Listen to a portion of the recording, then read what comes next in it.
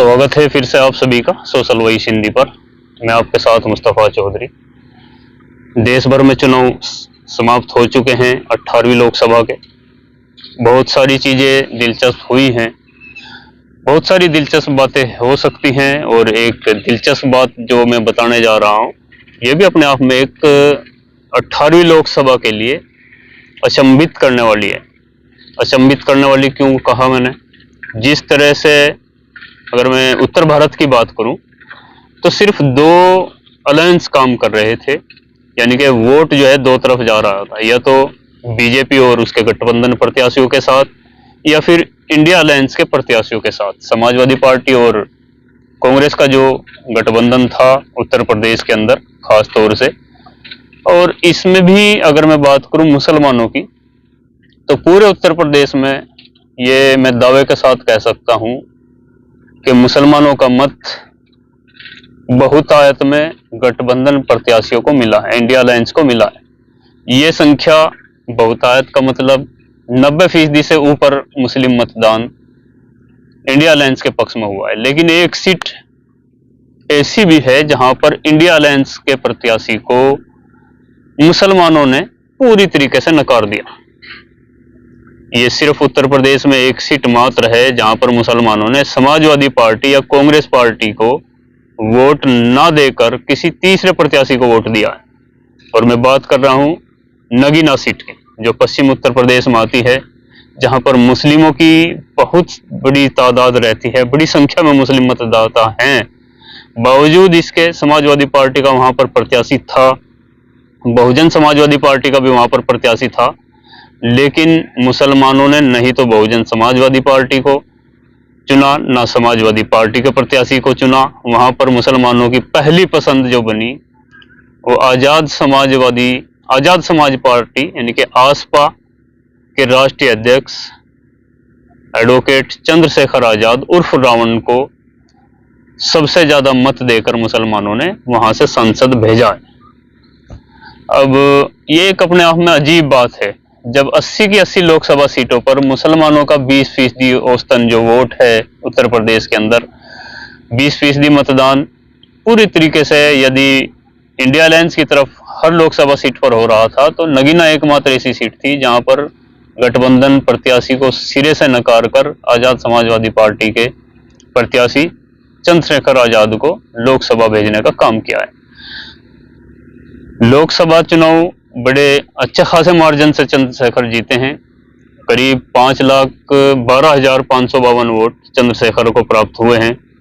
दूसरे नंबर पर भारतीय जनता पार्टी रही है जिसको 3,61,079 वोट, और तीसरे नंबर पर समाजवादी पार्टी के प्रत्याशी रहे हैं जिनको महज 1,02,000 कुछ वोट मिल पाए हैं। और इससे भी दिलचस्प बात, क्योंकि एक आरक्षित सीट थी नगीना, दलितों की बड़ी संख्या नगीना के अंदर है।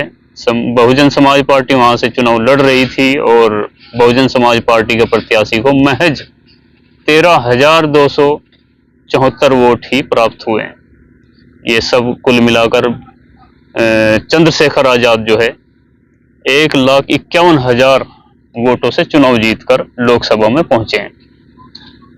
और क्योंकि शुरुआती दौर में जिस तरह से लग रहा था कि आजाद समाज पार्टी जो है इंडिया अलायंस की तरफ आएगी, पूरे कयास थे, लेकिन ऐन वक्त पर आसपा आजाद समाज पार्टी गठबंधन के साथ नहीं आई या नहीं लिया गया, कुछ भी कह सकते हैं आप। फिर उन्होंने अकेले दम पर चुनाव लड़ा। शायद अखिलेश को खतरा था कि जिस तरह से आजाद मुस्लिमों की राजनीति कर रहे हैं और मुस्लिम वोट आज समाजवादी पार्टी का एक वोट बैंक बनकर रह गया है। दूसरी तरफ बहन जी को भी खतरा था, क्योंकि दलितों की भी राजनीति करते हैं चंद्रशेखर। तो हो सकता है दोनों पार्टियों की कुछ अंदर खाने बात हुई हो कि चंद्रशेखर को गठबंधन में न लिया जाए और इसको संसद भेजने से रोका जाए। लेकिन चंद्रशेखर आजाद खुद अकेले दम पर चुनाव लड़े, और न सिर्फ लड़े बल्कि बहुजन समाज पार्टी और समाजवादी पार्टी दोनों पार्टियों को जो है मुंह की खानी पड़ी, और तीसरे और चौथे नंबर से संतोष करना पड़ा। जमानतें दोनों पार्टियों की जब्त हुई नगीना से, चाहे वो बहुजन समाज पार्टी हो या समाजवादी पार्टी हो। दोनों की जमानतें जब्त हुई हैं और चंद्रशेखर आज़ाद जो है संसद पहुंचे हैं।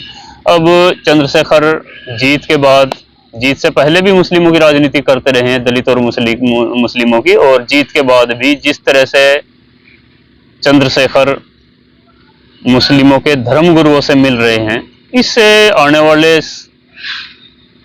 चुनाव में समाजवादी पार्टी का वोट बैंक प्रभावित हो सकता है, बहुजन समाज पार्टी का भी वोट बैंक प्रभावित हो सकता है। बहुजन समाज पार्टी का तो वोट अब की बार ही बहुत सारा खिसक गया है, क्योंकि बहन जी का हर चुनाव में वोट खिसकता जा रहा है और इस बार जो है 10% से भी कम पर बहन जी को मतदान प्रतिशत मिला है। जो पिछली बार के जो चुनाव थे विधानसभा 2022 में, वो 12 से ऊपर था, 13 के नजदीक, 13% के नजदीक बहन जी को वोट मिला था विधानसभा 2022 में, और लोकसभा 2024 में वो करीब 10 के आसपास या 10 से भी नीचे खिसक गया है। एक अलग बात है, समाजवादी पार्टी ने बहुत अच्छा प्रदर्शन किया है इस बार, भारतीय जनता पार्टी को भी मात देकर वो पहले नंबर की पार्टी बन गई है। लेकिन जिस तरह चंद्रशेखर आजाद एक नेता बनकर उभरे हैं दलित और मुस्लिमों के, ये दोनों पार्टियों के लिए आने वाले समय में खतरे की घंटी हो सकती है, क्योंकि एक ही सीट से चुनाव लड़ी आसपा और एक ही सीट पर दलित और मुस्लिमों ने समाजवादी और बहुजन समाज पार्टी को सिरे से नकारा है। तो कहीं आने वाले समय में अगर चंद्रशेखर अपनी पार्टी का विस्तार करेंगे, अन्य सीटों पर चुनाव लड़ेंगे, तो ये अन्य सीटों पर भी प्रभाव लाजमी पड़ेगा। और कितना प्रभाव पड़ेगा, क्या आने वाले समय में समीकरण बदल सकते हैं, क्योंकि बहन जी का गिरता ग्राफ, दलितों का बहन जी से मोहभंग और अन्य जातियां तो बहन जी से बिल्कुल छिटक गई हैं। अब दलित सिर्फ बचा था बहन जी के पास, और इस चुनाव में शायद दलित भी पूरी तरीके से बहन जी के साथ नजर नहीं आया।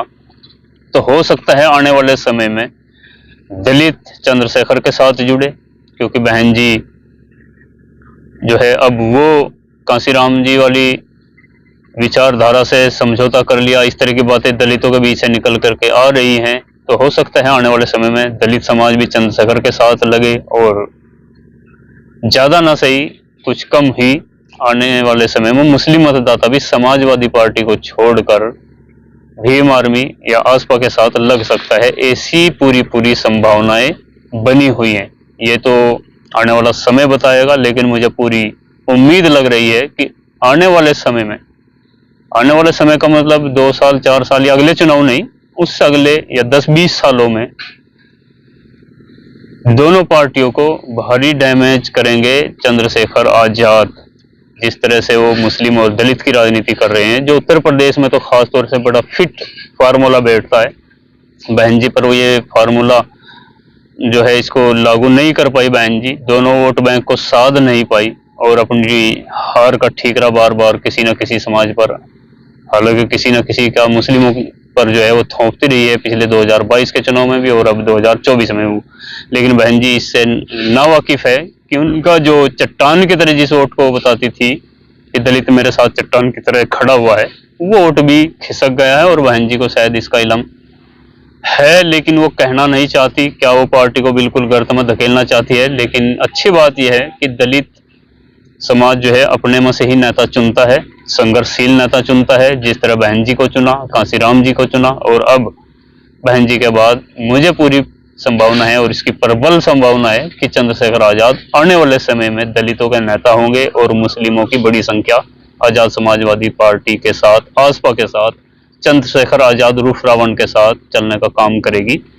ये कब तक हो पाएगा? अभी तो एक ही सीट से चंद्रशेखर लड़े थे, आगे आने वाले समय में देखना होगा चंद्रशेखर अपनी पार्टी को कितना विस्तार देते हैं और किस तरह की वो बातें करते हैं, क्योंकि अब वो लोकसभा पहुंच गए हैं। उम्मीद है वहां पर वो निश्चित तौर पर अल्पसंख्यक और दलितों की राजनीति करेंगे और इसको पूरा समाज देखेगा भी, देश देखेगा, उत्तर प्रदेश भी देखेगा, मुसलमान भी देखेगा और दलित भी देखेगा। उसकी वाणी के हिसाब से ही आने वाले समीकरण उसके बनेंगे। खैर, आप क्या सोचते हैं ये कमेंट बॉक्स में बताएं, चैनल को सब्सक्राइब करें। आप सभी का बहुत बहुत शुक्रिया।